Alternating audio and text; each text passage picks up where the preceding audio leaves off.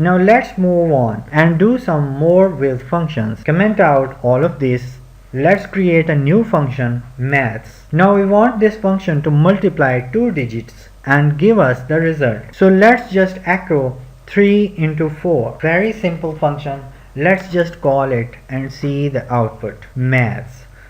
Here we go, it's 12. Our function is capable of multiplying two numbers and can give us the resultant. Now let's change our function little bit and make this a dynamic function. We want to load values dynamically through arguments. So let's first make variable a and give it a value 3 and another one b and assign it value 4. Now we want our function to take only those two values that we provide arguments instead of the values we hard-coded inside this function. So we need to supply two arguments within parentheses for this function. Let's put arg1 and arg2 here.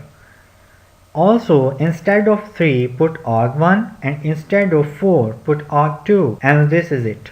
We have successfully transformed our function to a dynamic function. Let's change the values of our variable b to 5 and a to 2. Now let's try calling our function. Here we go, lots of errors. You can see missing argument 1 for maths. It means we didn't supply argument 1 when we did call the function maths, and so is the case for argument 2, undefined variable. As our function doesn't know about these variables, here is the missing part. Let's supply both of the arguments and put $a and $b. Now what we are doing, we are calling the function to perform the procedure we defined in it, and we want to perform on the real arguments. We supply it now, math $a, $b. Now we have supplied both arguments and it will give us 10 as 5 into 2 results 10. Here you can see 10. Now we know this function call outputs some results, so we can store that result in a variable. Let's try to store the result of the function maths in a variable c and try to echo c.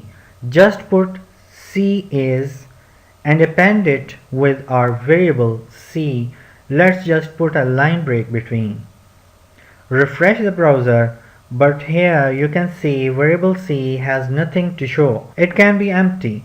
But you can see in this code that we are assigning the result of our function to c and echoing c right here. Function is working correctly as it echoes the result.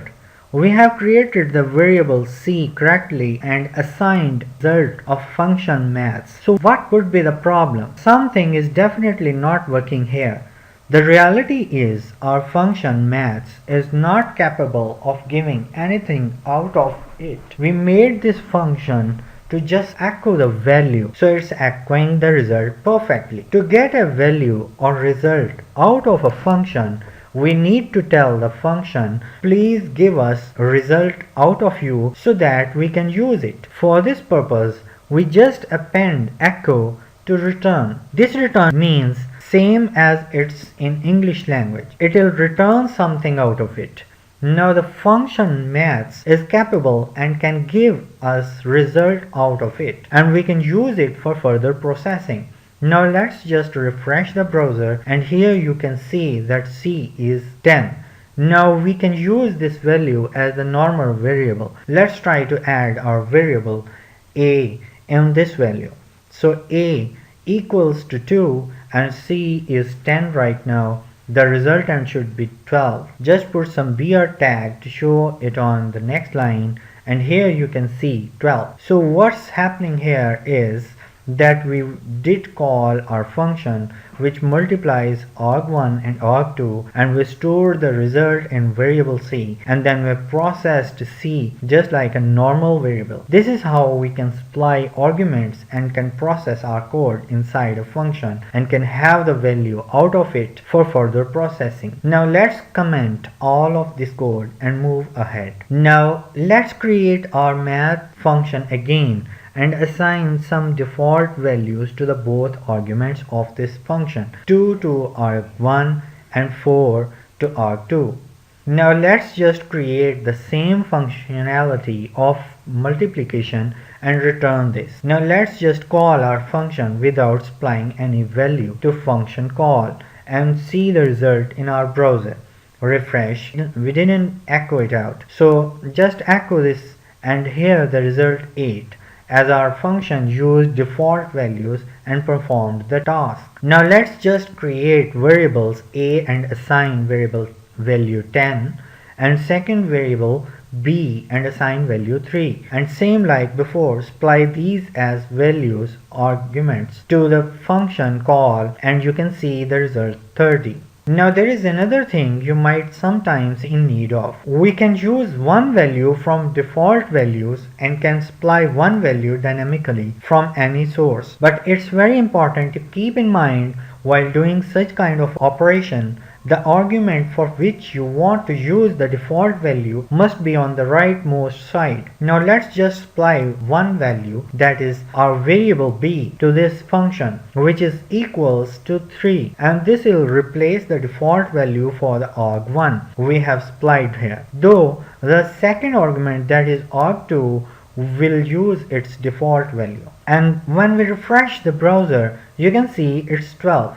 Our function multiplied variable b, that is 3, with default value of arg2, that is 4, and we got the result 12.